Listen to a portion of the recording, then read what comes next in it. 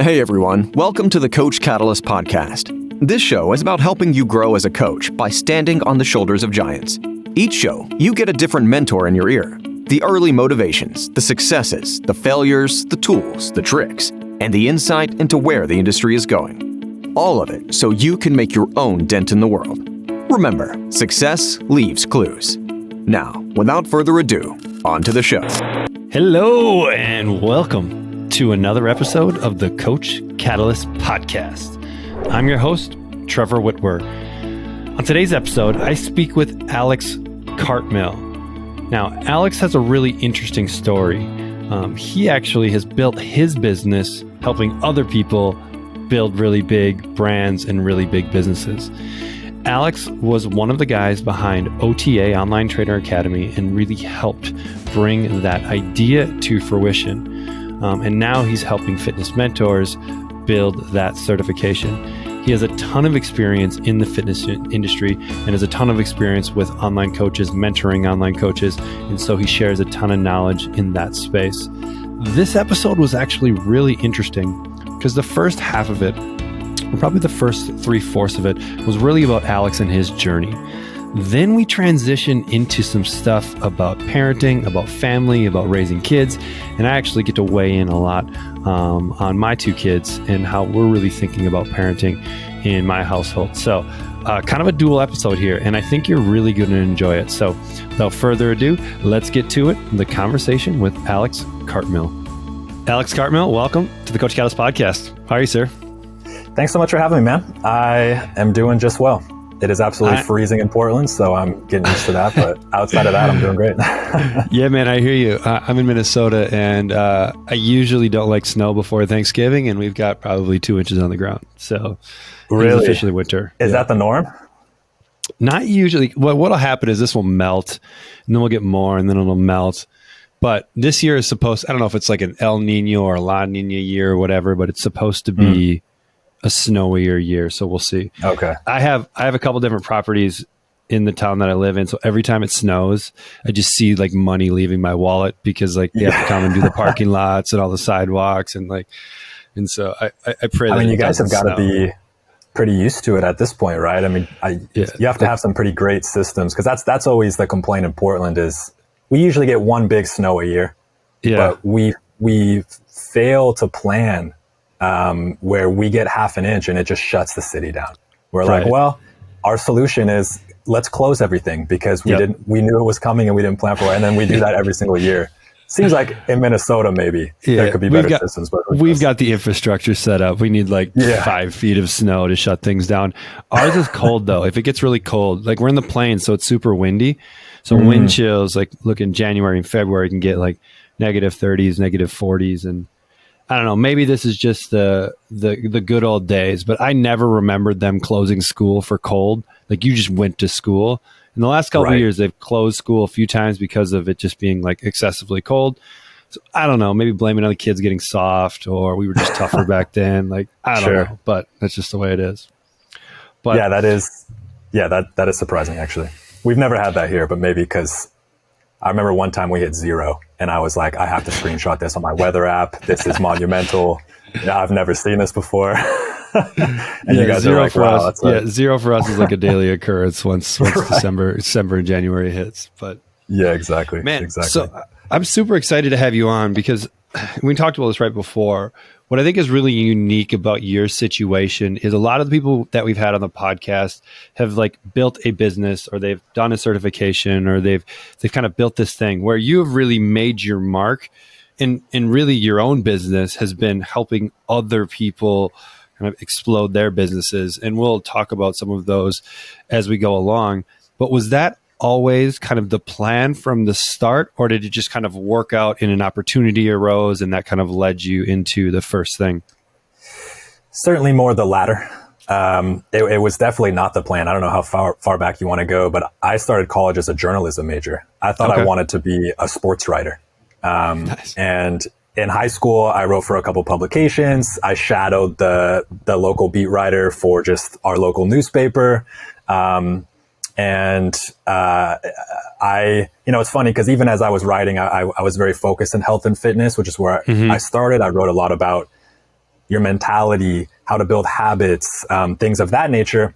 I think at that time, and this was over 10 years ago now, which is kind of crazy to think about. I didn't really think about health and fitness as a career.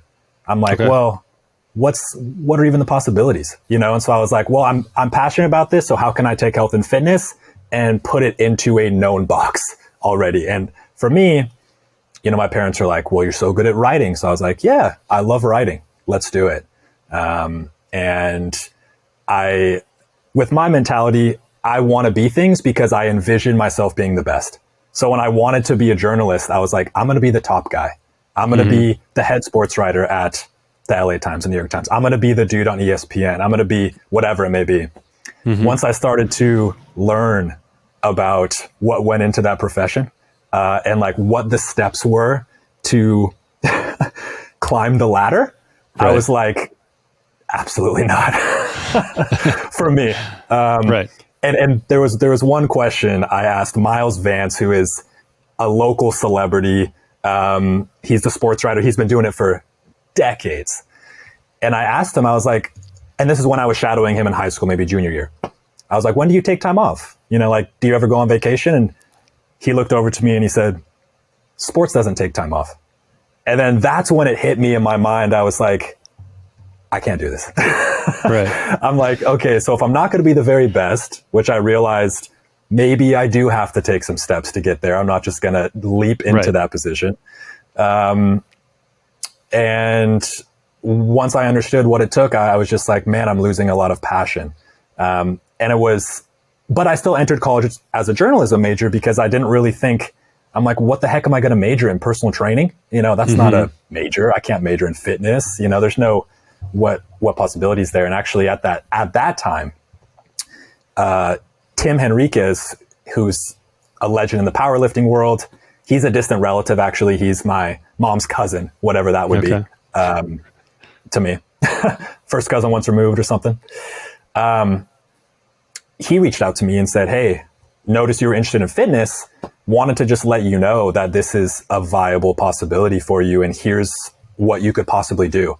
And that, as soon as I got that message, I changed my major to something else. And I'm like, I'm going to go deep into fitness. So did your parents tell him, or how did he know? How did he know that you were, because you're kind of a writer and into the journalism thing. Were you lifting? Were you in sports? For sure. Yeah, for sure. I was lifting. I was in sports my whole life. I was always the athletic kid. And even what I was writing about was very fitness oriented.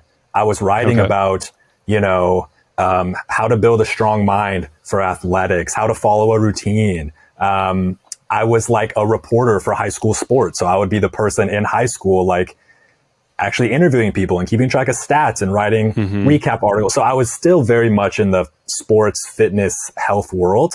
And I think it was obvious to anybody who was following me at that point that that's what I was passionate about. I just didn't even think to pursue a career because I had no clue what path to take until Tim reached out. And then how did that change your trajectory? So this was winter term freshman year. So maybe 8 weeks in, 13 weeks in, I just changed my major. So I was at University of Oregon at that point. And I said, okay, I'm shifting my entire path of my career. I want to be in fitness. At that very point in time, my goal was to just be a personal trainer.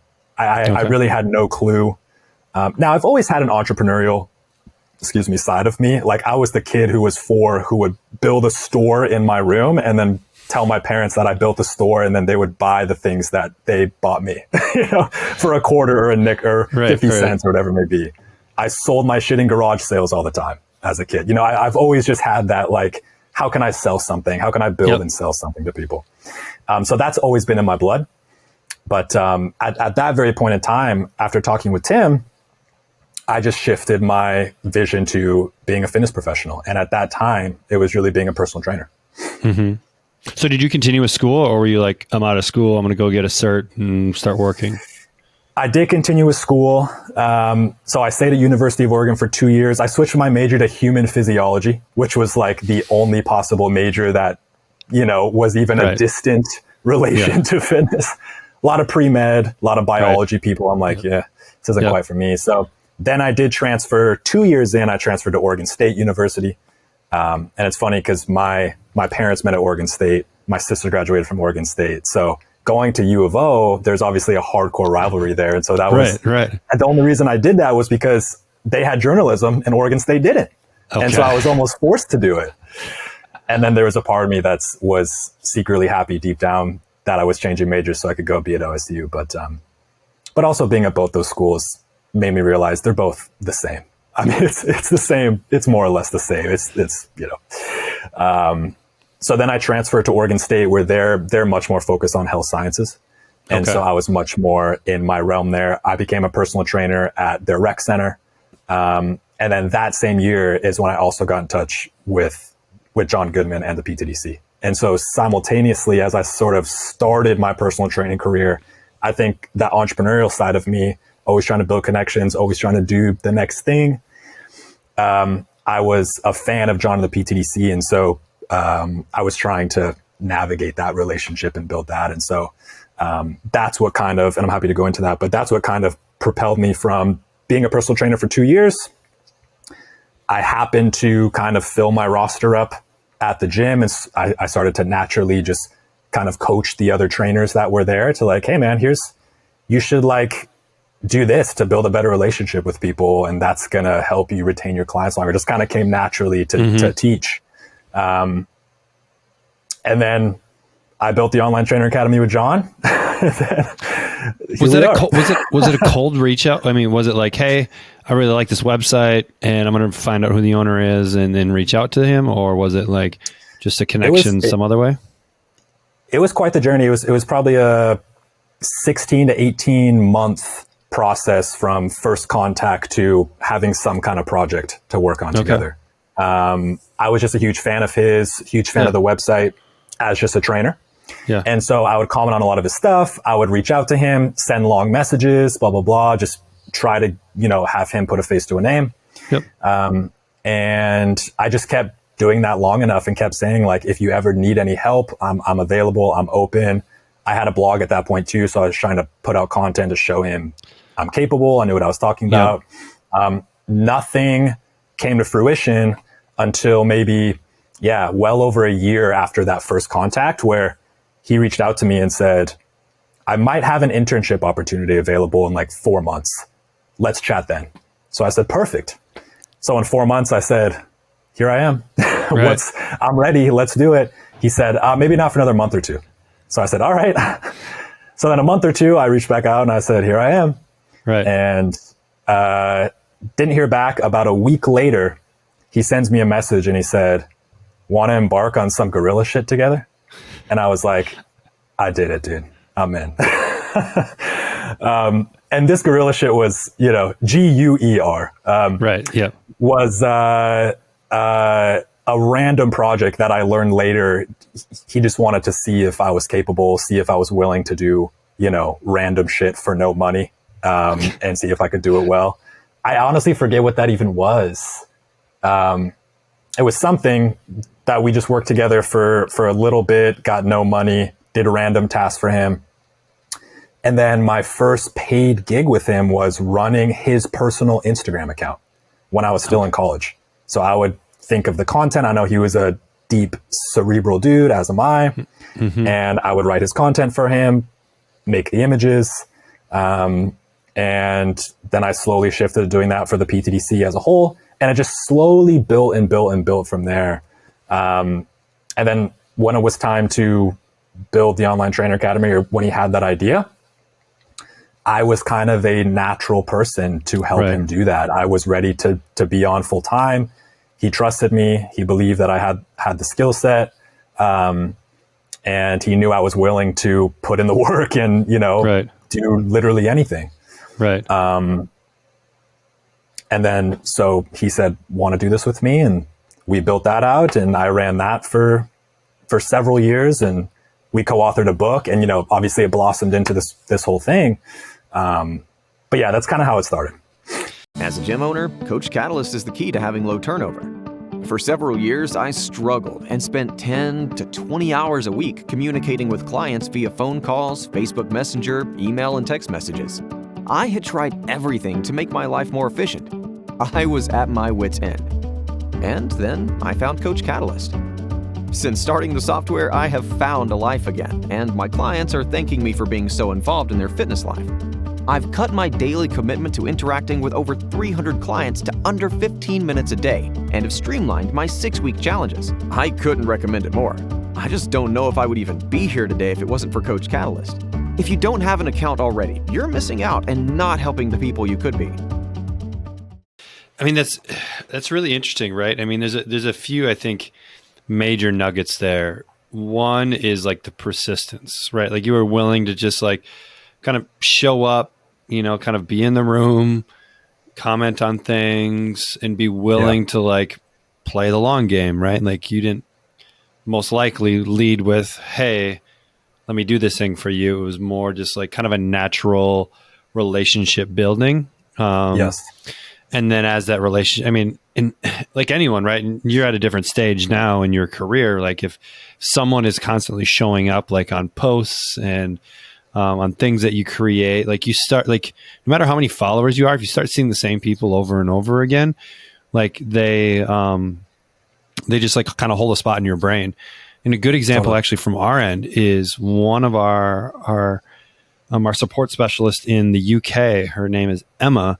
She is the only reason she's on our team at Coach Catalyst is because like when we first started in our Facebook group, she was just super helpful and she was like helping other people. Like she knew the software really well. Yes. And it just came to a point where like, hey, like we almost feel bad not having you on our team. And so like, and you do so much for us. Right. Exactly. And like you've shown us that you show up and that you help people and you kind of have the qualities we want and like just come do like be on our team, be a formal part. And so like, I mean, you played the long game. You were, I mean, it was like what, 18 months, a year and a half of, and you're still going to school this time too, right? Totally. I was still going to school. And then you're working. I was working as a personal trainer. Yeah.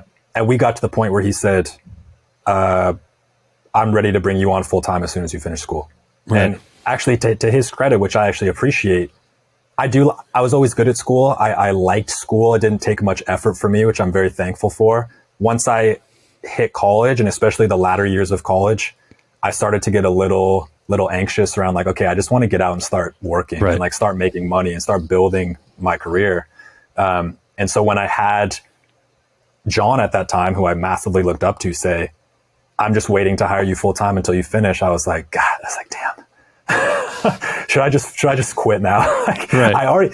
Don't we go to school to get a job? I already got my job. Let's just quit. But he encouraged, and I wasn't actually, I mean, I was considering it, but I wasn't seriously considering it. And he did encourage me to finish, which I do appreciate that he was that influence on me as well. But yes, I was still working and absolutely played the long game, man. And I do think if I tried to jump the gun a little bit early or went for the ask or whatever it may be before its natural evolution of it, I really think it would have hurt me in that process. Right. Were there other people you were reaching out to at that time too in the industry, just trying to get connected that you can remember? That's a good question. A while ago, but. So I did have a blog that I modeled after the PTDC because I really loved how they would collaborate with other professionals. That really resonated with me, suits my skill set. And so I built the Fitness Handbook, which was a very similar blog to the PTDC, but not for the professional, just for the consumer. Got it. And so I had quite a few people who are known right for me at that time. Syed, Mike Samuels, there's Kevin Mullins, people of like the old school, like OG fitness guys to some degree, at least when I was getting into the game. Mm-hmm.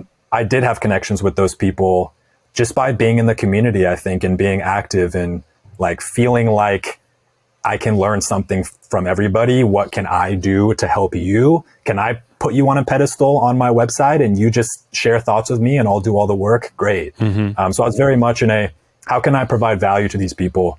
How can I make not even a win-win? How can I help them? Right. And I knew that was the starting point to building a relationship to them. So I was relatively connected early on, but it was solely because I was taking a very selfless approach to things. And was that a conscious decision where you're like, how can I be most effective with where I'm at? And you kind of came to that conclusion, or do you think that's just a natural piece of your personality and maybe something that comes innately to just who you are? It's a good question.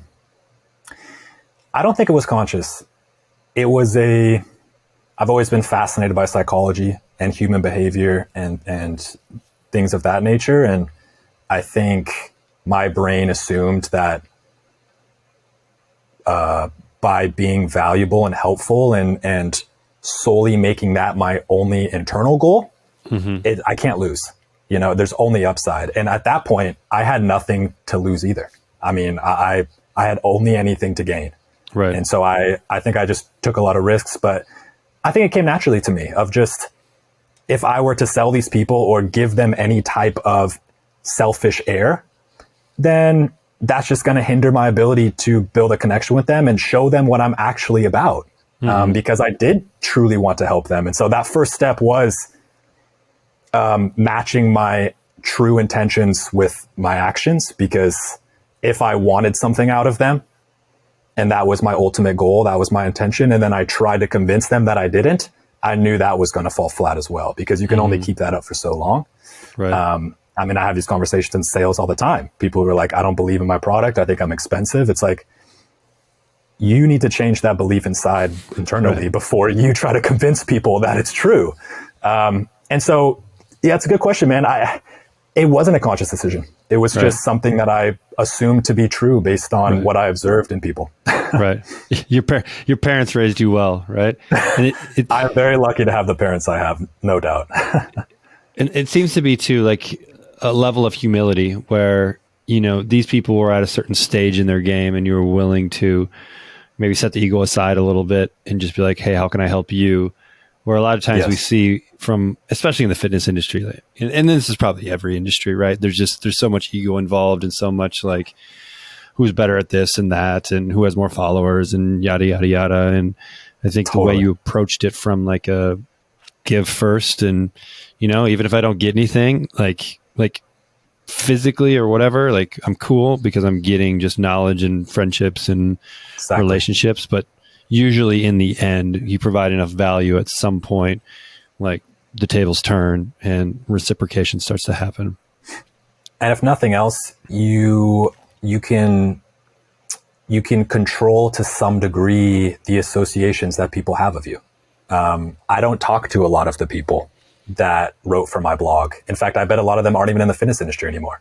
But I would wager that if they heard my name, it would ring a bell. And it would probably, I mean, I don't know, and this is not sounding humble at all, but it probably would not ring a negative bell with them because I'm just solely, I was so solely focused on helping them. And by the way, that's still my approach now. Right. With where I'm at. I still like to go above and beyond. I just did a free 45-minute consultation with somebody who wanted my consulting help that I turned down, just it wasn't a good fit. And I'm like, I'll still do a 45-minute free call just to chat about anything that you want. And then I'll also connect you with somebody else who I think could help you. And I reached out to him and said, I have a possible client. Here's their backstory. Could you help?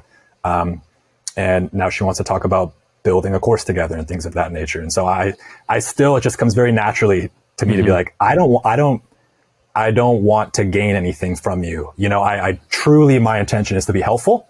Right. And if the maximum or the best way that I can be helpful is a paid service of mine, then I will not shy away from suggesting that. But it all falls under the umbrella of, I truly just want to be the most helpful presence that I can be for you in that moment, whatever that may look like. Yeah, I love it. So kind of going forward here a little bit into, I think OTA, just because that's probably PTDC is very well known in the industry, but OTA kind of set this standard for online coaching, business coaching. And they were kind of like the first real thing to market.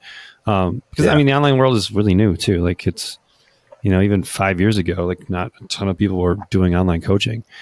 And so you started out OTA with Goodman. What were some of your guys' biggest challenges in getting it off the ground? Or was it like, hey, we've got something the market wants, and it's like, we're just trying to find a way to satiate it? Yeah, no, it's a really good question. And it's bringing me back. I haven't thought about OTA like this in a while. So this is fun. I think our biggest challenge, so, working with John, he's a pretty special talent. Not everybody is like him. I've worked with a lot of CEOs and visionary type people, and I'm like, okay, John's pretty unique. And so I think where that really helped us was building out the content.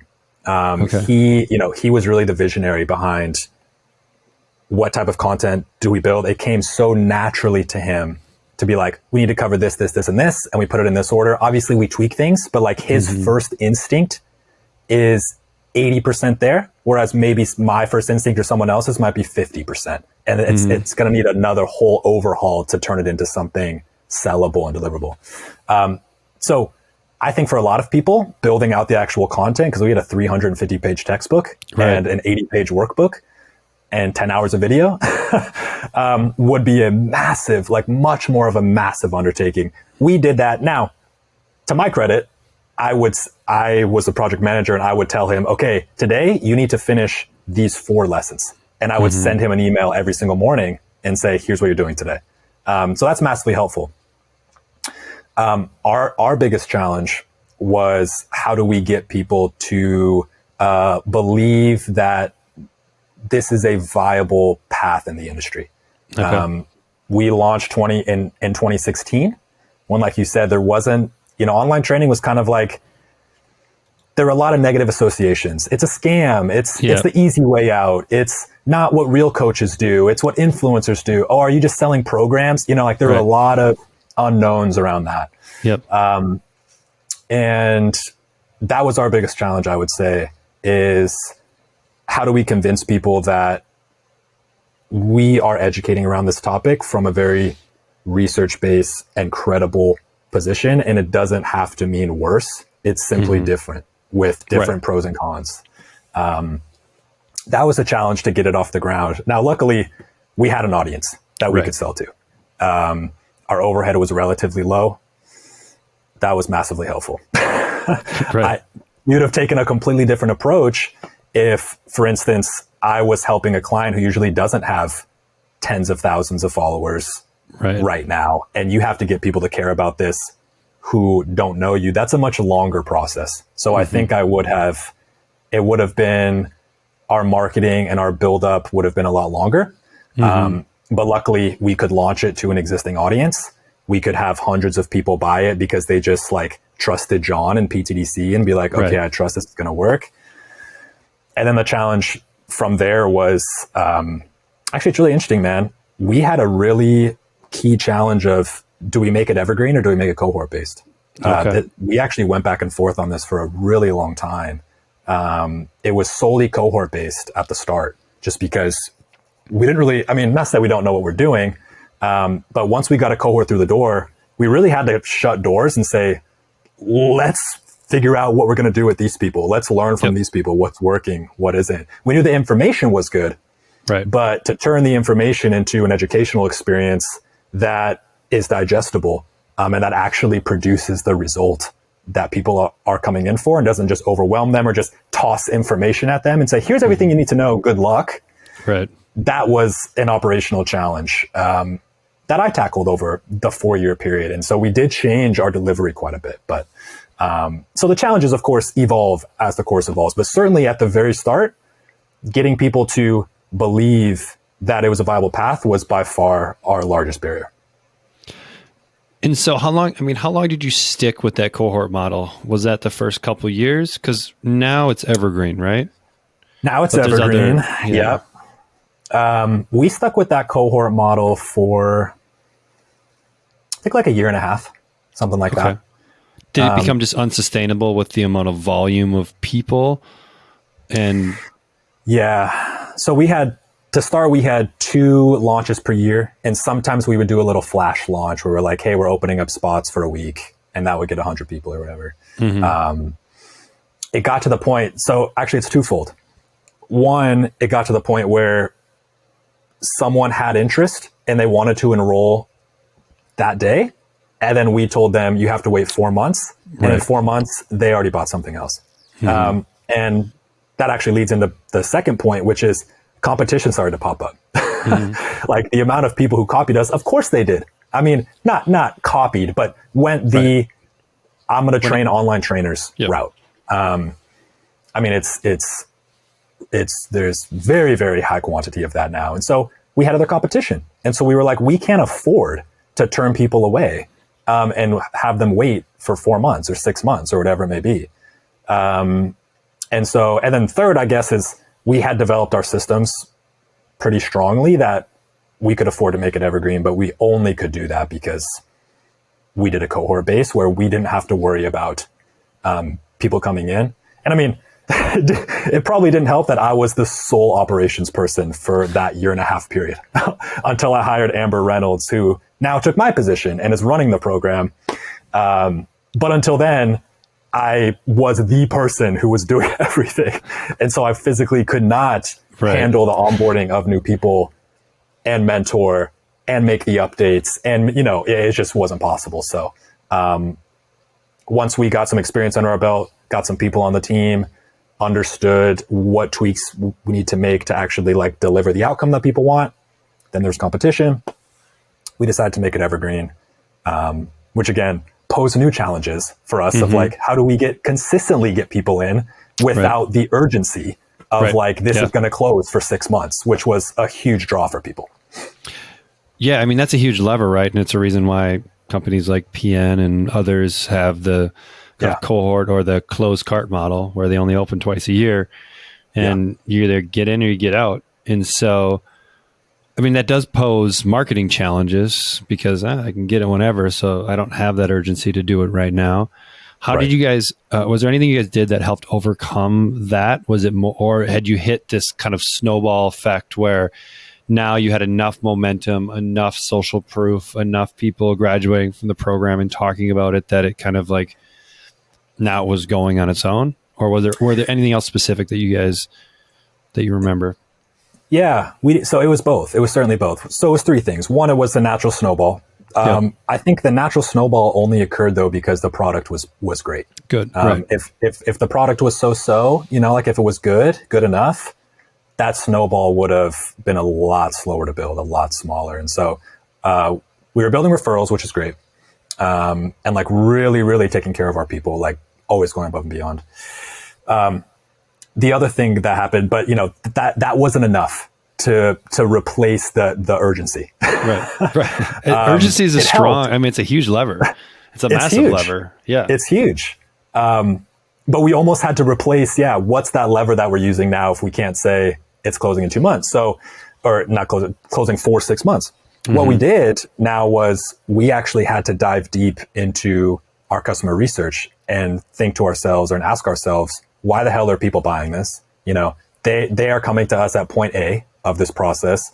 How much depth can we understand about point A? What are they feeling? What have they tried in the past? Who have they looked at? Why would they say no? What's appealing to them? What's anxious to them?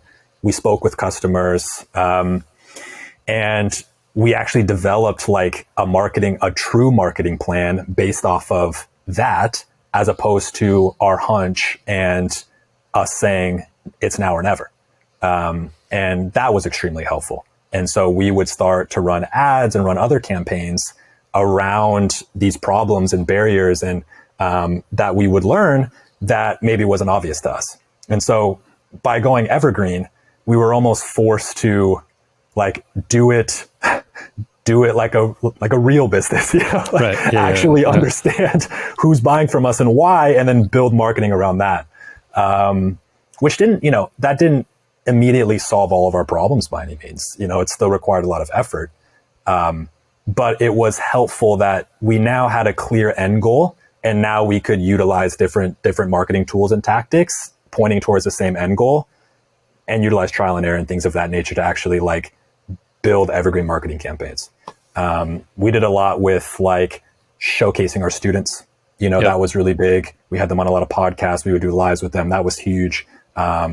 We had an affiliate program, which was huge. Honestly, we said, hey, if you love the program, we would, our positioning, which is John's idea, and I absolutely love it. I would rather pay you than like pay Facebook ads. Right. And I'm like, that's genius. So that was big for us, so we just had to think of new ongoing techniques, and rooted in like actual customer research, which was a lot of fun. I mean, that opened up a whole new door for me of, how do you test a product before it's out in the world? How do you feel like you're on the right track without putting a product out and saying, what do you think? Which is really interesting. And was this still a lot of you at the time, or had you guys grown? Did you have maybe a team of 2 or 3? At that point, we had definitely grown. So we had built, I had built, I guess, the mentorship program. And so we had at OTA, we had Amber, and then we had maybe 10 mentors that I hired. Okay. And so we had people running the program at that point. Yep. And the mentors were people that not super in the trenches. So mentors were people that had went through the program, maybe had a successful online business now and wanted to kind of help the next generation of people coming through. Exactly. And it's so funny, man. I mean, just like you said with Emma, when I was looking to hire people, I wasn't even necessarily looking at who has the most successful business, because I have to think about what type of person would want to take this role. It's going to be part-time. Right. We're paying them fine, but they're probably not going to be like, I'm so stoked about $700 a month. That's money, but it's not, you can't quit your job. You know, you're not going to be like, I hate this job, but I'm going to cling on to this money because I need it. So I'm like, no. And so I was looking for people who were helpful, who had the unteachable kind of qualities about them, high empathy, really good communicators. Even if they were early in the process, those people could still help people who were even earlier in the process than them. Yep. And in fact, I almost like, if you had a really successful business and they were super busy, those people usually turned us down because they said, I don't have the time. Right. But yes, those people who went through the program and were active with us, honestly. How important do you think John being kind of the face of OTA and having that kind of public persona, how do you think that played into the success of OTA? Do you think that was a big part of its success, and having that person that was attached to it rather than just this brand? 100%. I think that was a big part of his success. It's, funny enough, that was something that we learned later down the line. That wasn't an obvious realization to us at the time. In fact, something that we tried between our customer research and going evergreen is, let's maybe remove John from the picture a little bit. Like, let's try to be more brand, like PTC brand focus, not so much a John brand focus. Yep. And that hurt us. And it's possible because we didn't give it enough time to build. I think the PTDC brand was so connected to John that he hadn't really built PTDC brand separate from John. And so it was at a much earlier stage of brand building. And so we could have done it. It just we were just earlier in the process. It would have taken a long time. So when we needed to see the results didn't come in. So I think it is extremely important. And then as we really dove into like, why did you buy? So much of it had to do with John, and I saw John speak at a conference and it really resonated with me. And, I wanted to take the next step with him, or I heard John on a podcast, or, and it's funny, it's mostly John, but like people would say the same things if they spoke to our customer support, or if they spoke to Amber, or whatever it may be. They said, I was researching courses, and then I spoke to Abigail and she was amazing. And that's what pushed me over the edge. So John obviously had the biggest reach. Most people would say him. Right. But it really is like, once they got a feel for the humans behind the company, it really moved the needle. And I think the other piece of that with John specifically is he's really good at highlighting his life. And so another piece that we realized was people enrolled in OTA because there was a desire to be like him, to live like him, to have the life that he has. And so once you realize that, how can we not put him front and center? Right. So yes, it was very important for us. And a good shift. And actually, since I've left, it looks like he's gone even more down that path, which I think is smart. Right. Yeah. That's awesome. So when we look at, how long were you there? About 5 years? 6. Yeah. 6 years? 5 full time. Yeah. So, I mean, the industry was pretty young at that time, and it definitely evolved over the course of those 5 years. What were some of the biggest changes that you saw in online coaching over the course of that? Or how did you guys maybe adapt your curriculum, and probably more around like marketing and that kind of stuff? Did you see a shift in that from, 2016 online coaching world to, we could even go now, 2022 coaching world? How does a coach need to think about it differently? Or maybe back in 2016, you could put up a Facebook ad or do this or that. I mean, at least in the gym world, right? Like you put up a Facebook ad that said like, I need 20 people looking to, get in shape or whatever. And you get a bunch of, but now the world's changed. So what did you see in the online world? Well, it's funny because very similar to us, when competition started to arise on the coaches to be online trainers route, a lot of competition arose. There were a lot more people being online trainers. So to your point, you probably could put up a post that said, I'm looking for 15 people.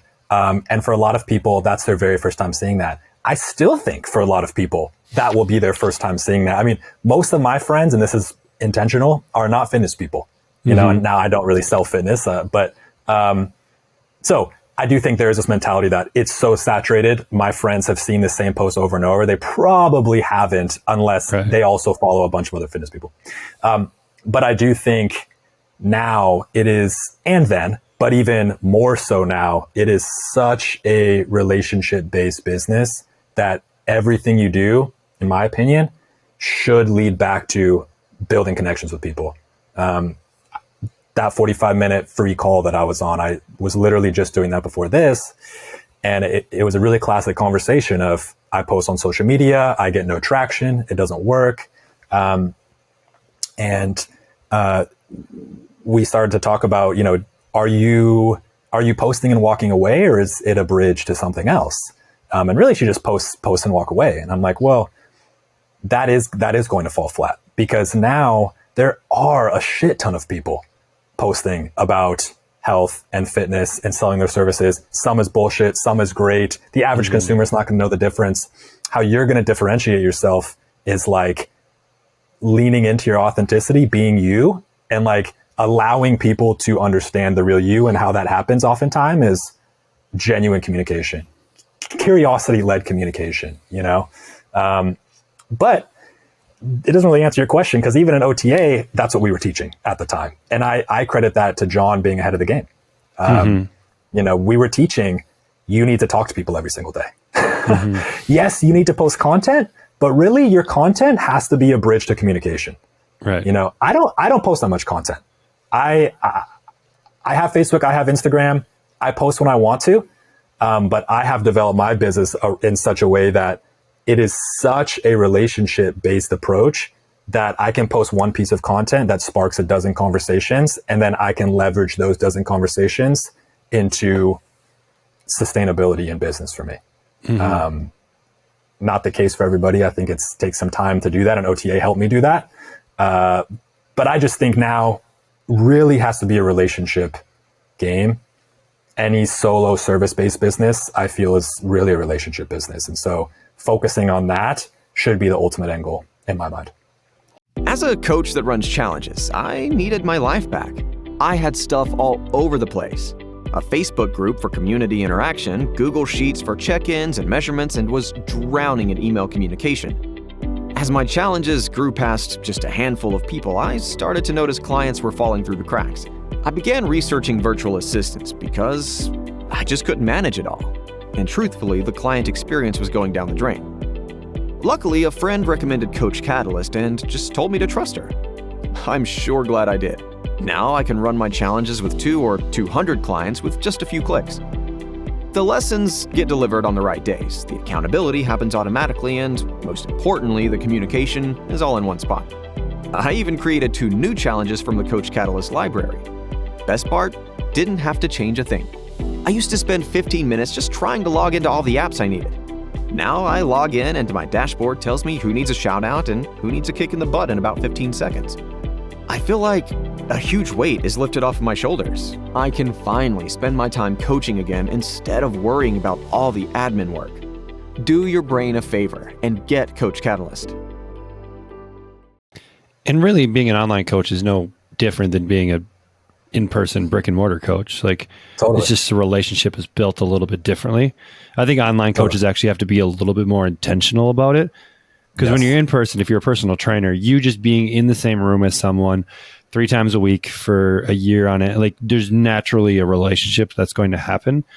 But when you're an online coach and maybe only see that person once a week or maybe a couple times a month, we've encouraged a lot of people at Coach Catalyst to just use video messaging a lot more, because like a video message to your client, even though it might say the same thing as a text message, is going to be perceived completely different, and probably valued completely different. And technology now allows us to do that fairly easily. You don't have to like make a video, put it on YouTube, give them a link. Like it's not as much friction as maybe there was 5 years ago in doing it. So yeah, I mean, for sure. OTA was kind of your big project there, in that, I mean, eventually kind of ran its course. So when you decided to move on to the next thing, was it like, I've got the next project I want to work on, or I'm just ready for something new? What was the motivation for taking that next step? Yeah, so you're spot on. I mean, after running OTA for 4 years, I think I was just been there, done that. I get it. I loved it.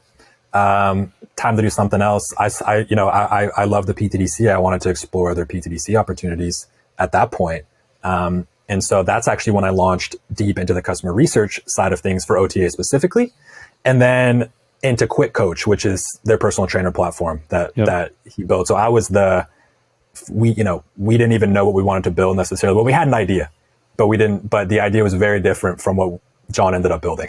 So I really dove into the innovation side of things, user research side of things, prototyping. How do you start from scratch and build a product that you're confident is going to solve the problem you think it's going to solve for the people you think it's going to help? And so I really dove into that side of business as kind of my next venture, which I really liked. I met some great people, learned a lot. Took probably 8 months for the research and innovation for QuickCoach to happen. And that was really my last project at PTDC. We were going through a lot of changes at the time. I don't even know all the details. I know stuff was going on in John's life, stuff was going on in business. It was a downtime in the, it was an amalgamation of different things. And then it just so happened simultaneously, I was also ready to go. I had been at PTDC for most of my career, had accomplished so much. From my perspective, I was really happy with everything we did. And I couldn't help but think, if I were running this business, what would I do? I was doing that for practice almost, of like, if I ever want to run a business like this, what decision would I make in this situation? And to be totally honest, that decision and then the decision that was made kept being pretty different. Yeah. And they kept getting further and further apart, which is completely okay. Right. But to me, that was really motivating and pushed me to be like, I want to see if I'm right in my thoughts here, in my own business. And so that's what really caused me to crave going out on my own, and make that next step.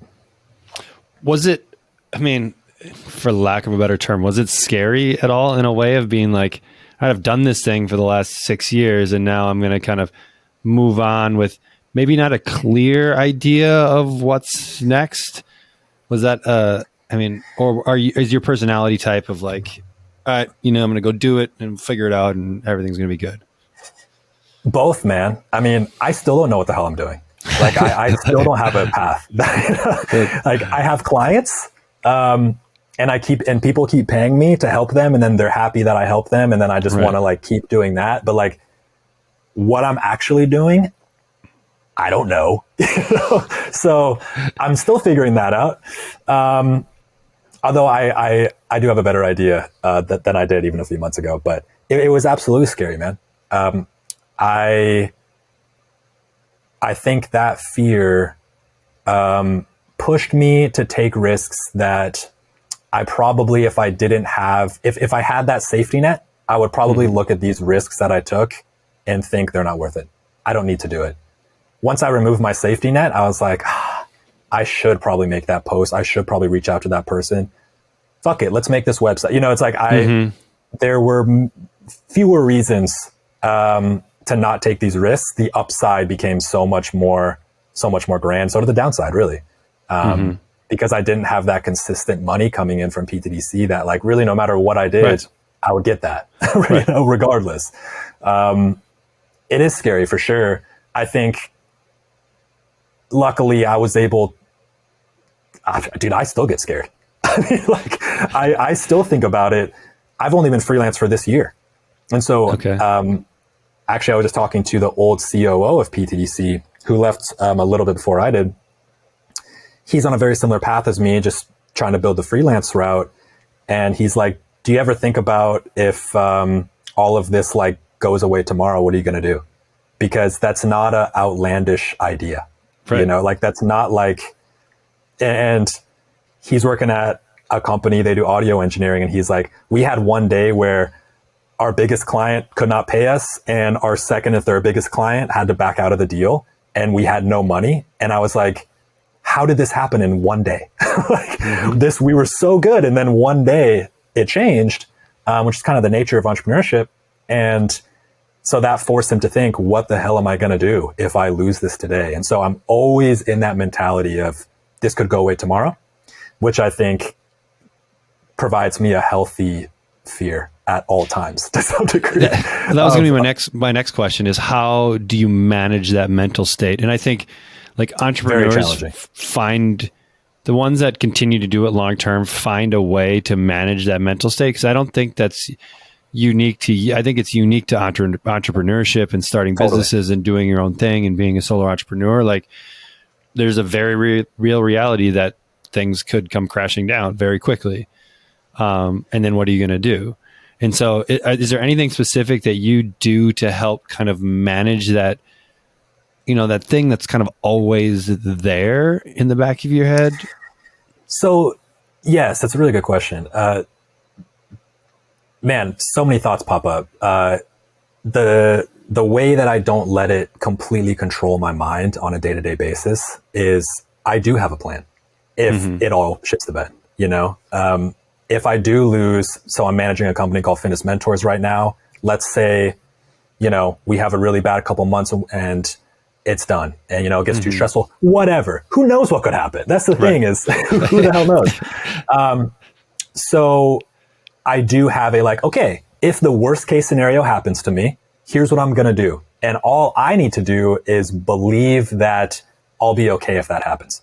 Right. And so I have developed a plan that it might not even work, but I truly believe in my mind that it will help me be okay if this does happen. So that is how I don't let it control me on a day-to-day basis.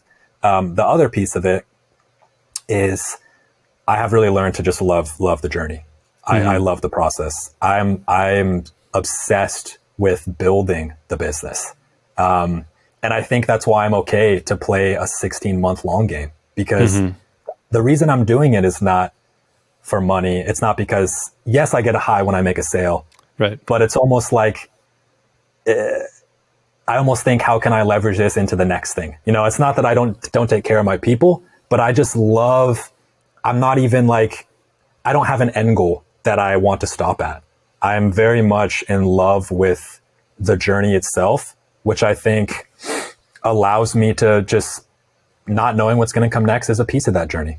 And you have to come to terms with it. And it's also not for everybody. There's certainly people I talk to who want some predictability and want this and that. And I say, you can build predictability into a business. It takes a lot of time. And maybe entrepreneurship is not the route for you. I think we've glorified it to some degree and it's sexy and it's fun and it's that, but it's also really fucking hard and unpredictable and stressful, and there's not a clear work-life balance. You know, all these things that come with the territory. So I think those are the two thoughts. But it's funny, man, because at PTDC, this stressed me out way more. The lack of predictability was eating at me, especially near the end, so much more. And I think that was because I was in much less control than I feel now. Right. Yeah. If I left PTDC, or if they fired me or whatever it may be, and it probably didn't help that I had been there for so long and had seen so many waves of employees come and go, that I was like, I have to be next. And that ate at me to the point of detriment for sure. And I think a big part of that was because I didn't feel like I had any control over the situation. Right. And so trying to regain that control is huge. And again, all you have to do is believe it yourself. There doesn't necessarily need to be objective, like this is definitely going to work. You just need to feel comfort that if the worst case scenario does come to fruition, that you have a plan and a path forward that won't lead to, you know, the worst case scenario.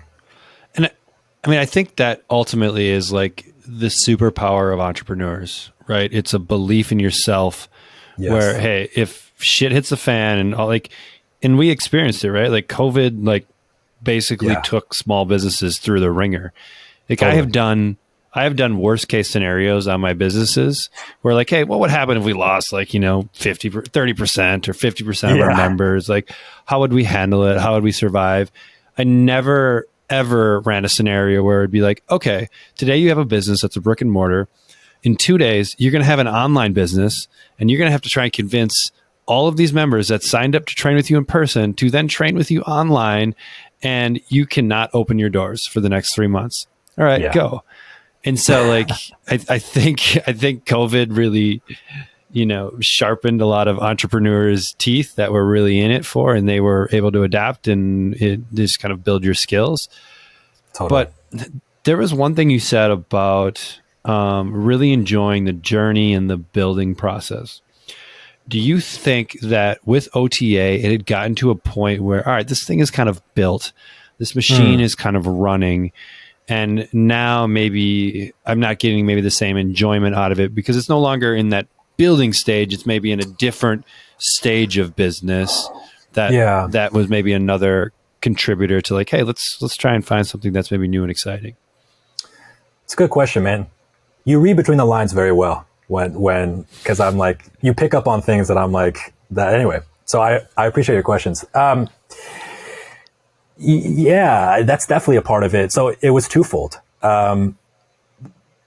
We were always kind of in a building phase in OTA because we're always adapting. We're always figuring out how to be better. There's always competition popping up. We're always learning new problems. I think there was a piece of it where I'm like, obviously building it from scratch, that's like the ultimate building phase. And then we did like a whole revamp, I think, halfway through where we essentially started over and built it from scratch again. So that was really fun. I do think there's a part of that. I think it was a shift towards that end of the spectrum, coupled with a lack of control that I felt in making decisions. You know, it was, to John's credit, he did give me freedom. He did give me a lot of control. He told me OTA is yours, make decisions, you know, and as things started to get tight, as the market started to get challenging, as COVID started to wind down and our huge pop during COVID, you know, started to deflate a little bit, that started to go away a little bit more. And I think that got frustrating to me. And it's understandable why that happened. I mean, I don't blame anyone for it, but so I think it was the combination of a little bit less building, even though we were still doing it a little bit, combined with the fact that, you know, I wanted to invest a lot of thought and energy and build it as if it was my own. And I kept hitting walls to do that. Yep. And, which was also frustrating at the time. So I think that produced feelings of like, what am I going to do next? What am I going to build next? I want more decision-making power now that I used to have. And I think maybe that's why it was frustrating, is it kind of shifted the other way. Mm-hmm. And that makes sense. I mean, when you were talking too about unpredictability and lack of control, like I think you can maybe have one of them, but having both of them creates like a recipe for disaster, right? Where unpredictability and then I don't feel like I can move the needle at all is like a devastating situation. Where most entrepreneurs, like there's definitely a level of unpredictability, but in their mind, whether it's true or not in real life, they believe that they have some control where, hey, I'm going to be able to turn this around, or I'm going to be able to do this, or I'm going to do this and things are going to happen. Whether it's just like we live in a fairyland as entrepreneurs where we think that we can just like, but there's just like belief in yourself that like, I'm going to figure it out. Like, cool. Like, which is like great, by the way, if it's a fairyland, who cares? You know, that's the beautiful thing about it. Like these athletes who are like, I'm the best in the world. We look at them and say, you're obviously not. Right. But the fact that you truly believe that is probably what has propelled you to this point and has given you the faith that when you do fall down, that you're like, no, I'm the best in the world. I need to get back up and keep moving. You know, whether it's true or not almost becomes irrelevant at that point. Right. You know, I almost like that faux confidence. As long as it doesn't translate into like being a dick to people, you know, whatever it may be. But I think that's the beautiful thing is I think a lot of people do live in a fairy world, and great, you know, as long as a fairy world is like belief in yourself. But I'm sorry to cut you off. That's exactly right. So, all right. So you're kind of done with that world, but you didn't stray too far away from fitness, right? You didn't go obviously the other end of the spectrum into something else. You kind of stayed within fitness, and now you're doing some work with fitness mentors. And so was that just through connections and people needed help with projects, or how did that next kind of project come to be?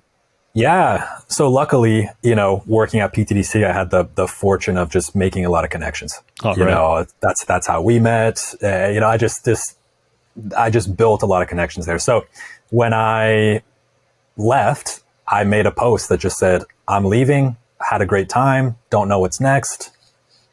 Just put it out there. That sparked maybe a dozen conversations from people who are like, let's explore working together. That's literally funded my entire year, that one post of just people reaching out.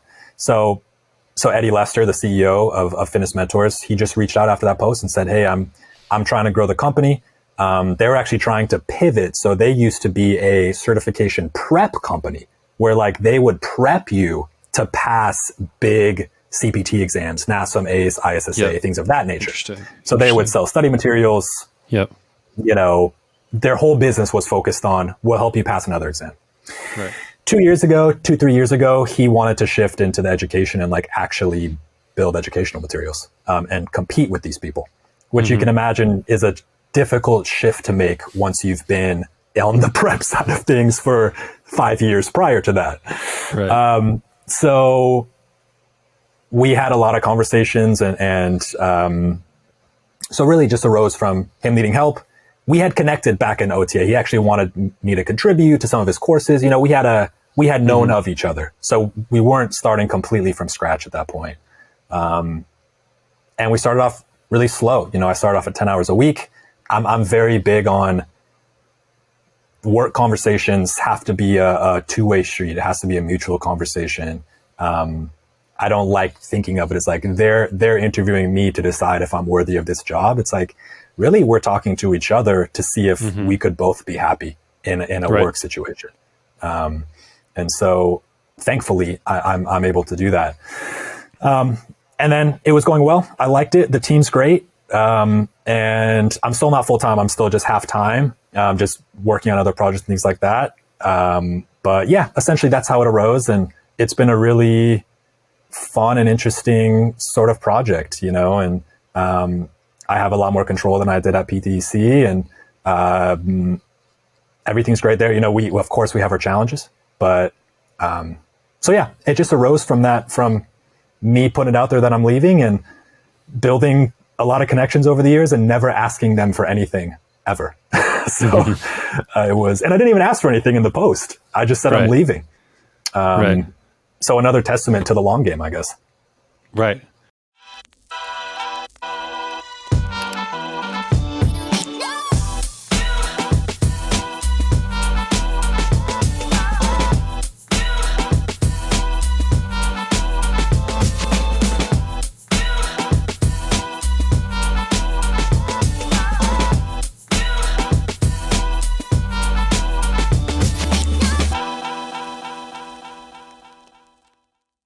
Yeah. I mean, having that network of people that are maybe following you or following your work, and just having given enough over the years that then, I mean, that also gives another level of like security for whatever that term is worth, right? Like, the better your network is, the more opportunities that are going to be there. And then if you do need to pivot or something does happen, there's many times someone's there that can help with that the next chapter.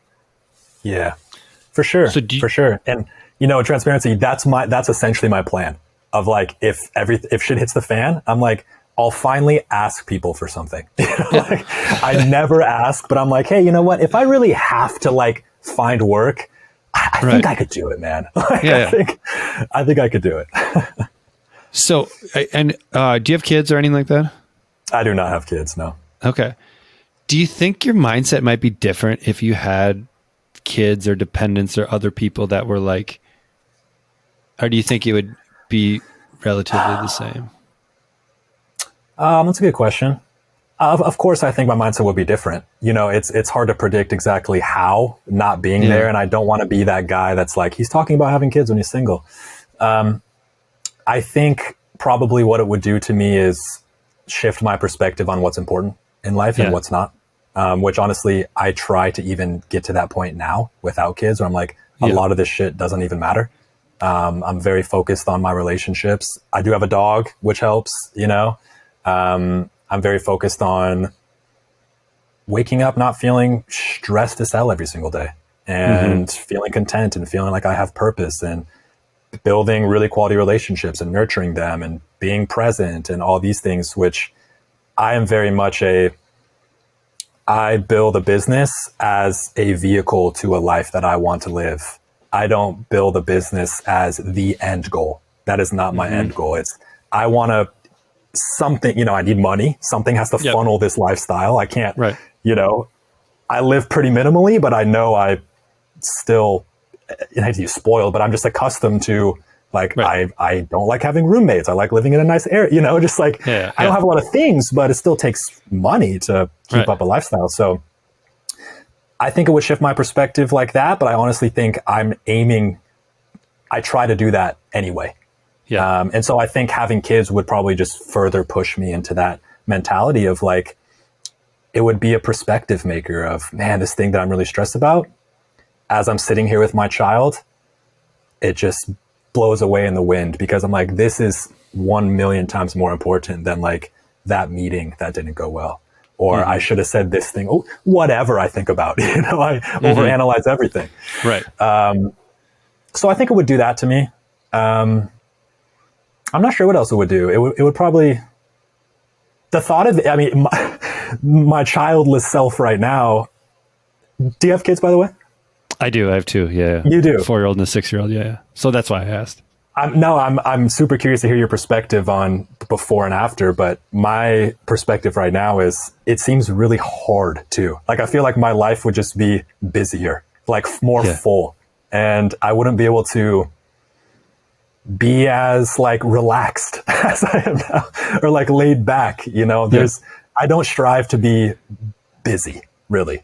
Like, that's not a goal of mine. I strive to have a lot of free time, actually, that I can fill however I want.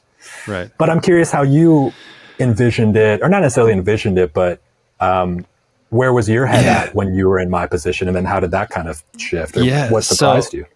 I would say risk tolerance changes. And so at the beginning, when, I started as your kind of quintessential personal trainer, working out of a local community center, trying to train people, start training my mom and dad and that kind of stuff, and eventually grow a business from there. But at that point, like, I didn't have any dependents. My girlfriend at the time wasn't even, wife at the time now, wasn't even like living, so I could work literally from the moment I wake up until the moment I go to bed. And it was always like, you know what? Like, I could live very, very minimally if I need to. Like, I could eat oatmeal and eggs and like get by if I needed to on like virtually nothing. Like, sure, I don't buy a lot of things. Like, I don't really have expensive taste. And so like, if shit were to hit the fan, I could like significantly reduce a lifestyle in order to like figure out how to do it. And so I think it gives you a little bit more freedom to take bigger risks where it's like, hey, you know what, I'm going to shoot for the moon here. And if, I miss, cool. Like it doesn't matter because I don't really have anything right now. So like I'm in the same spot. It's just my life. Yeah. Yeah. And so once kids started to enter the picture, and one, life is a lot busier. Like I think about, so my wife and I'll have like a free weekend or something. The kids will be with the grandparents, and we're like, there is so much time in the day. Like you get up and you can like take your time, have some coffee, like just mosey around. I'm not like a stay-at-home parent type. Like that is not my personality. Sure. I love my kids dearly, but I also love them when they go to daycare, when they go to school. And Sure. I can go do my thing, and then, we'll come back together in the evening and we'll hang out. But like, even just like in the evening, cause like the second they're there so we pick our kids up at like 5. So from like 5 until 8:30, like it's nonstop. And so at one point in my life, that was like time when you could do stuff, where now it's like, hey, before and after the kind of quote unquote work day, there just isn't time. Yeah. And every once in a while you can try and like, hey, I might have a meeting or something like that, but I try to minimize that as much as possible. And try and keep that time a little bit more sacred. But yeah, I would say that the two biggest things are like risk tolerance, where now like, would I try that home run where if it failed, we would be in a tough spot. And now I'm putting other people that I'm responsible for caring for, like in a tough spot. Like I'm okay doing shit to myself. Like I'm okay with that. But now if I make a really poor decision or a short-sighted decision that starts to impact my family where they didn't have any impact on that decision, like now that's like, now when it makes decisions, it's probably looking more at like really analyzing the downside and like, all right, what is worst case scenario here? What is the downside? Would it impact kind of the life that we have going now? Would it impact my kids? Would it impact my wife? And so there's probably a little bit more thought into really big stuff than there was at one point where it's just like, fuck it, let's do it. Like, let's see what's going to happen. I'm back in the same situation, risk, right? Yeah. What is actually the worst case scenario? And like you said, it's not much worse than where I'm at now. I don't have anything anyway. Exactly. I'm already staying with my parents, and like I can't lose my place. I have no money. Right. Yeah. It's all upside.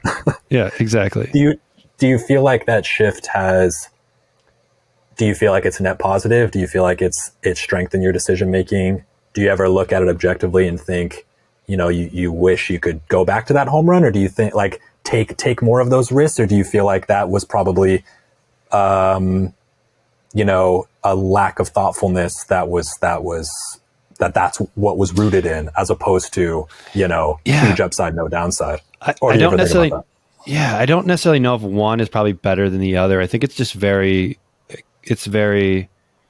like environment dependent. And so at the beginning, I didn't have anything. I really didn't have any businesses. Like it was just like, we're going to do stuff and we're going to figure out what works and we're going to rock and roll with it. Had I had kids at the time though, it may have been a little bit more challenging, where then it's like, so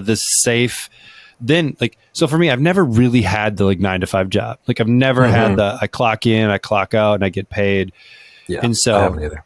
If I graduated from school and I had maybe had kids at the time or was just having kids, I probably would have leaned more into a secure type of position, and then probably would have done side stuff until the side stuff grew fast enough or big enough in order to then pivot into that, versus just like when you don't have anything, it's just like, we're going to do this because like I don't have any dependents.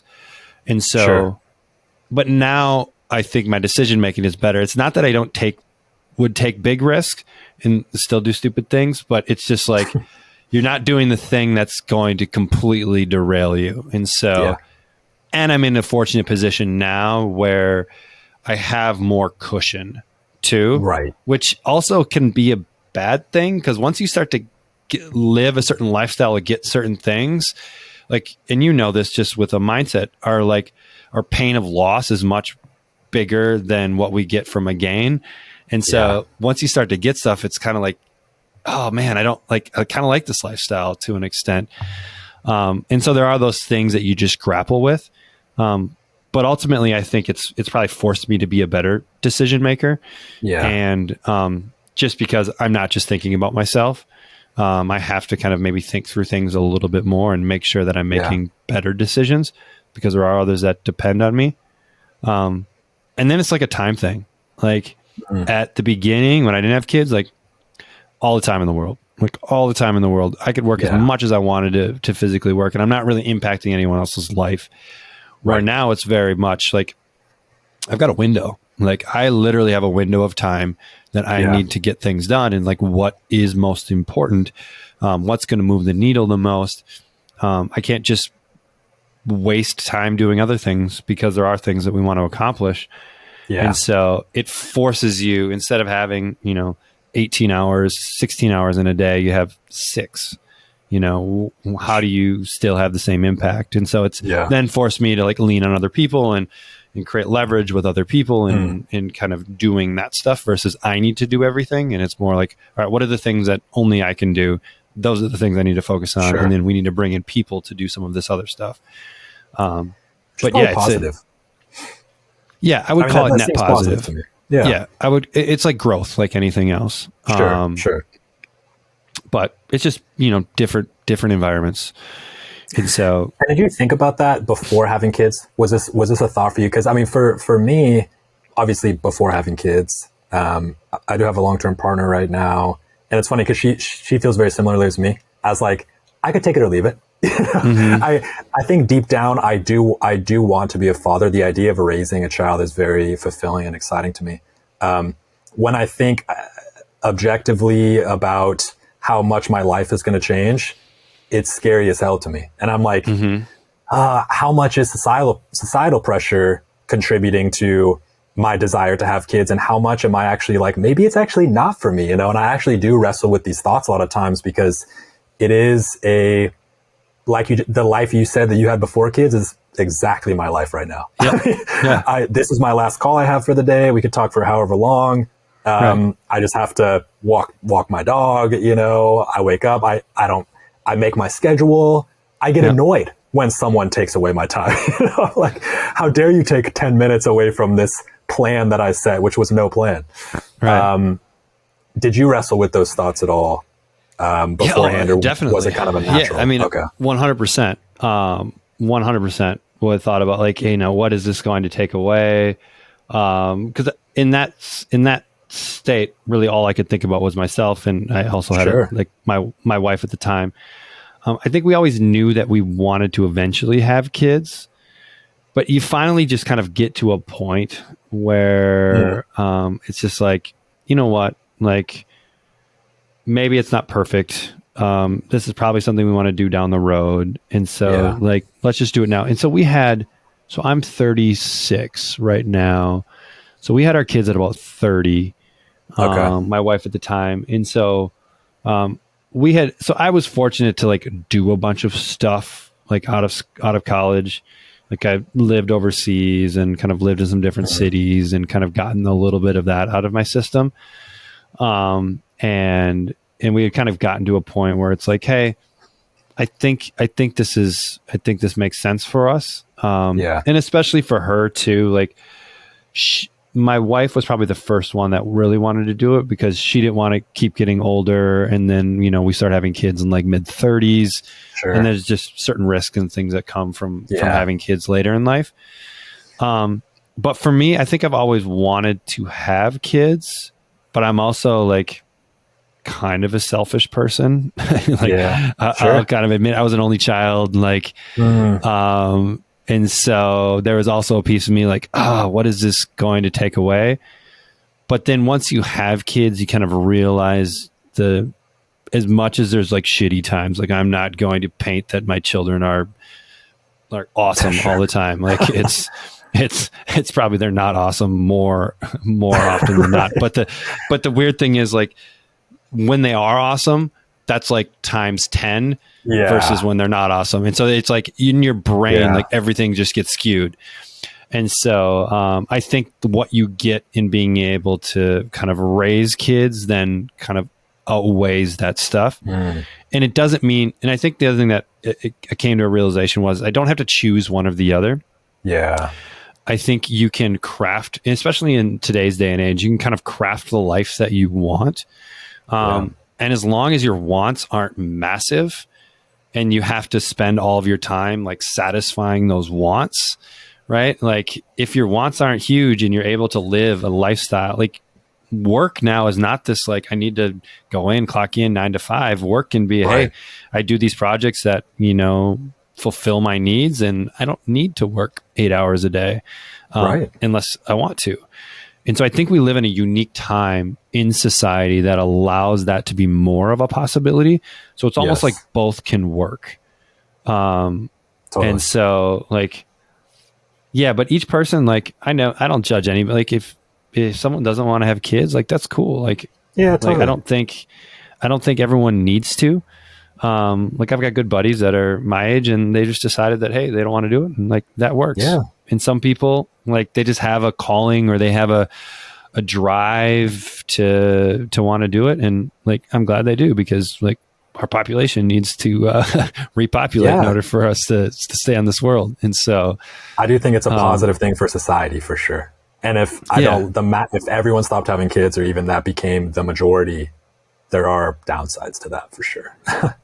And like when a kid comes into a household where those parents want that kid and it's not just like, oh, okay, we're surprised by this. And now it's, turning our lifestyle upside down and yada, yada, yada. But like we live in a day and age where you can really plan for this kind of stuff and like be as ready as someone can be. And like now you're making a conscious decision to like bring another life to kind of be in this life that you have. And I think that changes the dynamic a little bit more rather than kind of being like, oh, surprise, you're going to have a kid in 9 months.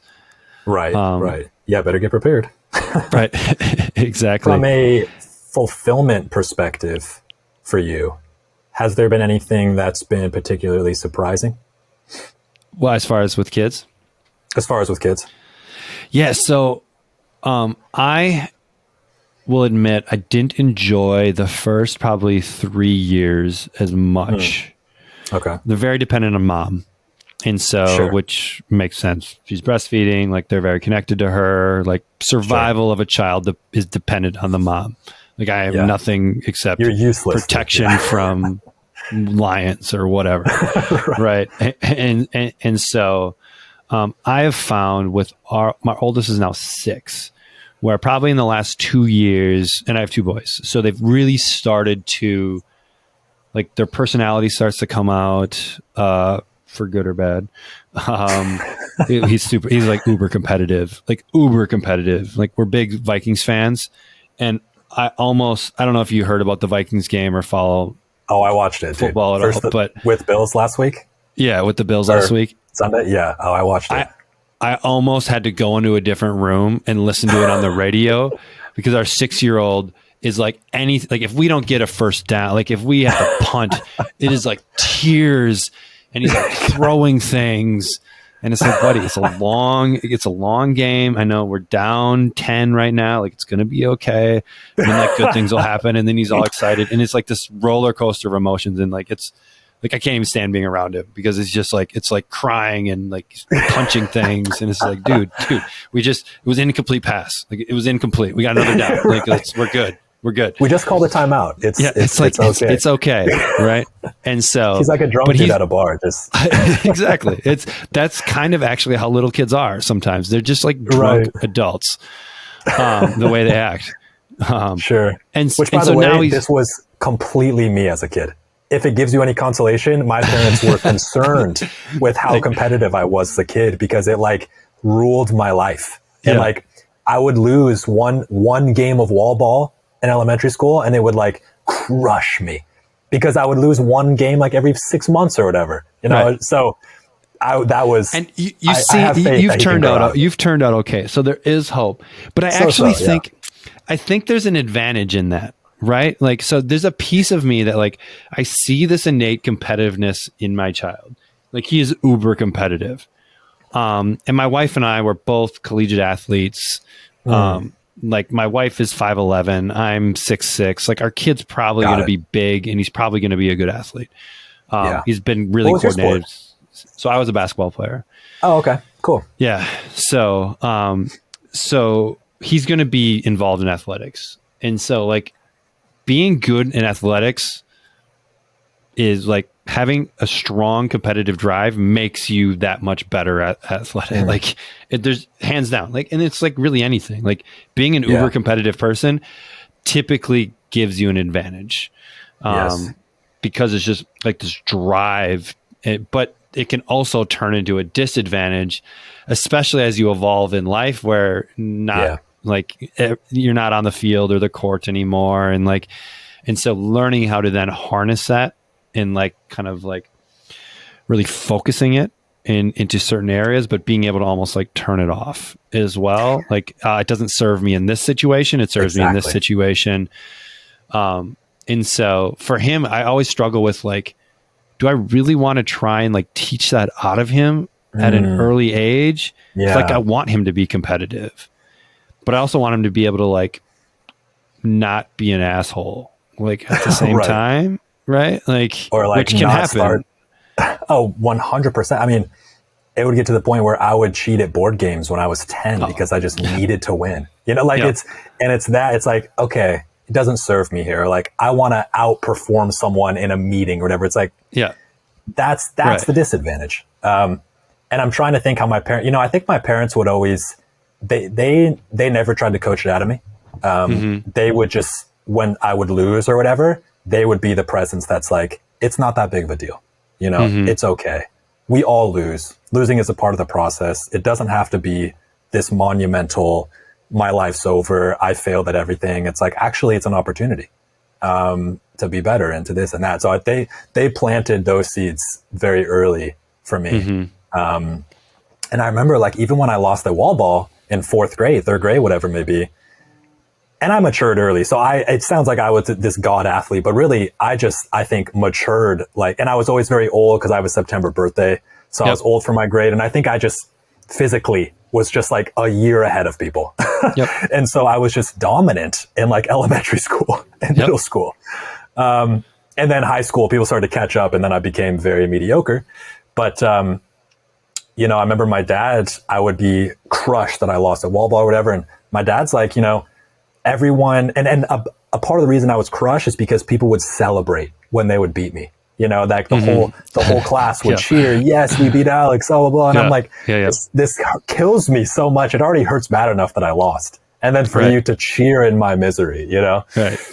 And I remember being so thankful that my dad, I mean, not at the time, but looking back was just like, they're celebrating because you're the best in the class. And it's cool to beat you, you know? It doesn't make you better than them, like as a person, but you are a target because you are at the top of the pedestal and that's completely okay. And he totally normalized, like you can have both. You can be at the top of the pedestal at a game or athletics or whatever it may be.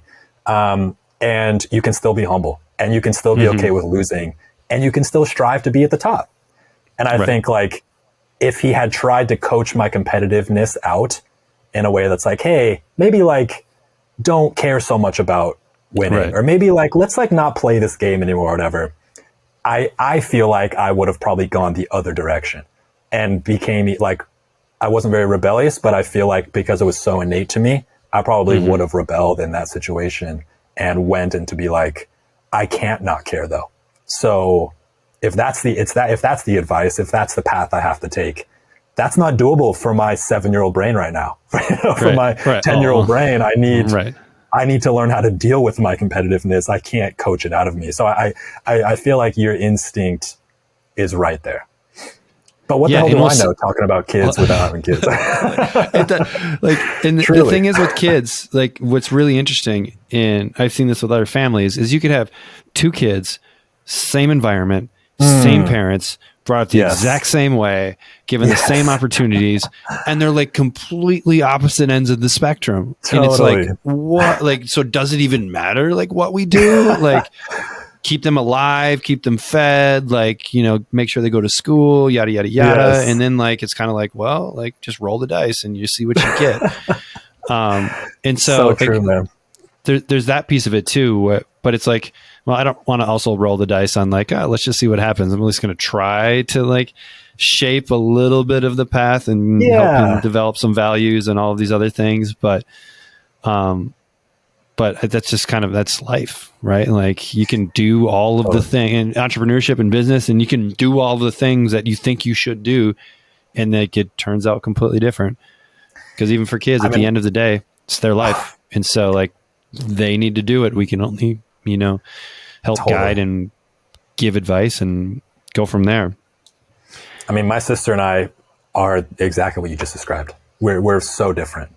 I feel quite confident that we both come from my parents. They would have told us by now, probably at this point.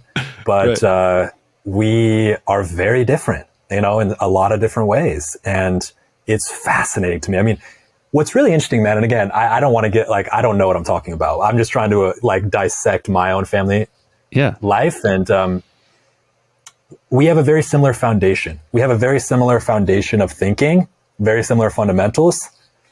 How they manifest is what is very different. Like, we are similar when we talk. We have similar values. We have similar goals and similar things. How we decide to go about that is very different.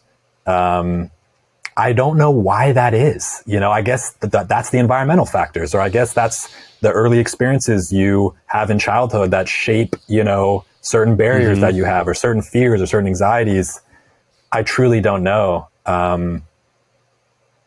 She's just very risk averse. I'm very much like, what do I have to lose? I'm going to do this. I'm going to do that. I'm going to do that.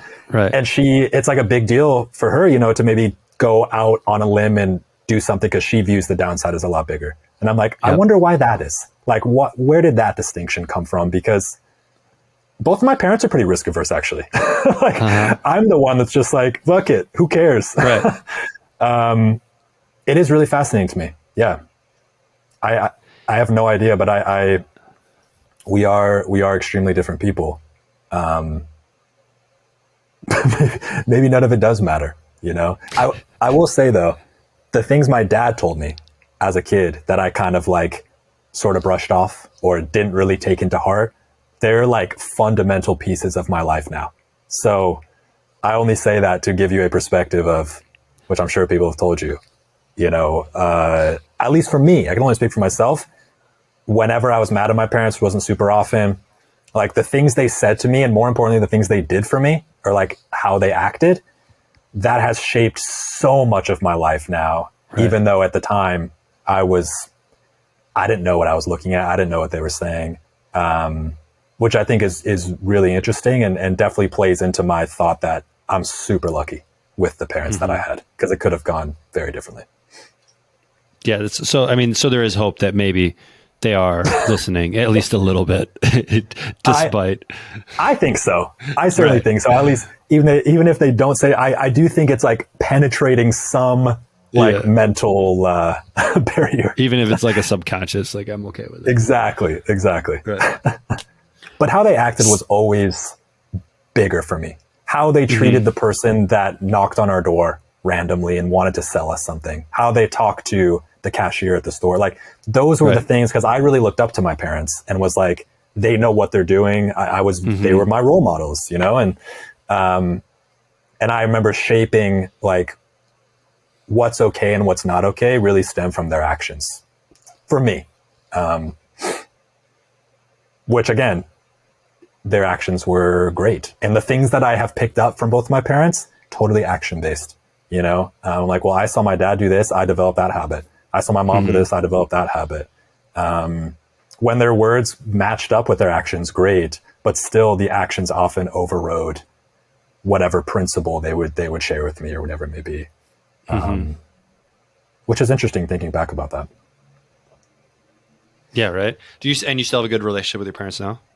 I do. Yeah. I view my parents as friends, man. I mean, they're truly my friend. They don't support me in any way, which is but I think I have to get to that point to be friends with them, because if I'm depending on them financially, or if they control some piece of my life, I can't completely let my guard down. They're always going to be my parents who are providing for me. And so Right. I've always had a goal to be really, really close and like be real friends with my parents. Obviously, they're always going to be my parents, you know, so there's always going to be that relationship. But I love hanging out with them, you know. That's I go awesome. grab drinks with my dad. I love hanging out with my mom. So yeah, I have very lucky, and they're still together, you know. I lucked out. That's awesome.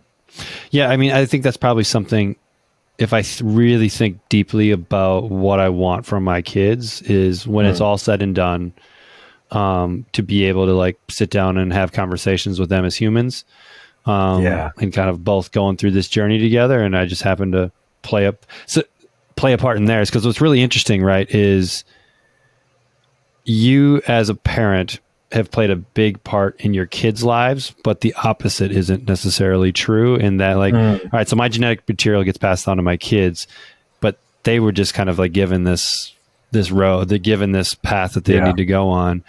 And so, they don't really get to see you as adults. And I think once you become adults and really get to have those conversations, now that relationship really starts to flourish. And then like you can become friends, because it's at that point, like, you're independent adults, and, you know, I think it's awesome. Yeah. I think it's awesome. For sure. Well, I've got some rapid fire stuff, which I think is a fun one to just kind of follow up on, or finish up on, I should say. Yeah, do it, man. So I don't know if you looked at these before. If not, you will be surprised. I did look at some. There's some that I really had to think about, although I try not to put a crazy amount of thought into them. And there's some that I legitimately did not have an answer for. So we'll see what I say. All right, let's see. Taco, burrito, or quesadilla? All right, man, let's dive in. No, I'm just kidding. Let's dissect this for a while. You know, it's funny, man. I would say quesadilla for the simple fact of cheese, dude. Like, I fucking love cheese. But there's a part of me that wants to say taco as well, you know, because I just love tacos so much. And sometimes I don't want a quesadilla. Sometimes I do want a light street taco. And burritos are probably always going to be last for me. Yeah. In that group. Because if I'm going to have something with a big tortilla and a shit ton of shit in it, I need the burrito to have a lot of cheese, which then that turns into a quesadilla at that point, most likely. For what it's worth, you're the first person to ever say quesadilla. I had a hunch that was not the popular answer. But I feel like people are lying because... it's true. Or they haven't had a good quesadilla. Yeah. Or they haven't had a good quesadilla, because I did have this innate, like, if I were to say quesadilla, I didn't feel good about that. You know, and I don't know why that is. There was this innate, barrier. There's a social stigmatism around quesadillas, I guess. Yes. It's like, oh, are you a little kid? Do you want a Shirley Temple with it? It's like, probably. That's the funny part. But... yeah, man. I mean, like it's so tough, dude. The thing is, if I could only have one forever, I would probably say taco. But like, if I'm talking like, if I just could choose one that I want now, and I would choose quesadilla out of those three. Like, I feel like I enjoy them the most in the moment. Like it. All right. One purchase for around $100 or less that has had a profound impact on your life, or like disproportionate value. Yeah. I also didn't have an answer to this when I was thinking about it, funny enough. You know what, man, this is a funny answer, kind of. I bought these Breathe Right nasal strips because I struggle to breathe through my nose. I sleep with my mouth open, you know, it just causes problems. And, I've been really, really trying to breathe through my nose more. And the Breathe Right nasal strips have significantly helped me do that. And I think they were like $11 or something. Right. And like probably sleeping better. I'm sleeping so much better. My throat isn't nearly as dry when I wake up because my mouth is gaping. You know, I still sleep my mouth open a little bit, but like, it does truly help my mind feel like I can breathe through my nose a little bit better. And I feel like that's my answer. That's awesome. I love it. All right. What cartoon world do you wish you could live in for a week? Cartoon world for a week. This was another one I didn't have an answer to. I guess I didn't think of answers. Let's think for a second. Cartoon world. My brain immediately goes to like, what's a logical answer here? Like, what it's would... a cartoon world. There's zero logic in there. I know. My first thought is SpongeBob because I love that show so much. And I feel like I'm always fascinated by like sea life as well. And so I feel like to be able to live underwater and be with these sea creatures in their world would be super badass. Or something like, I can't even think of what it would be, but something where I would have like powers, something where I could do something that I can't do in this world. Maybe it's like a Kim Possible type thing where like, I don't even know if she has powers, but some cartoon where I could have some special powers that I couldn't have. What's your answer to that? Roadrunner and like Wile E. Coyote. I was obsessed with Roadrunner back in the day. Obsessed with Roadrunner, going fast. And so that one has always been interesting for me on that one. Another one that I've thought would be really interesting is like the Flintstones. Like I feel like the Flintstones could be fun. It's kind of like real life, but it's just like in the Stone Age. Right.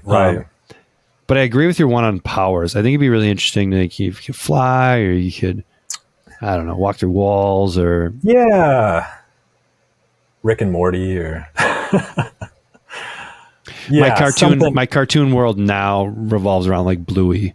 And so, and you're probably not familiar. Like people that don't have kids, like I don't expect you guys. So Bluey is actually like an Australian cartoon. It's awesome, actually, by the way. Like it's rather entertaining. Like I actually like they've built it in a way that's entertaining for adults, but it's also good for kids at the same time. Yeah. It's kind of one of those.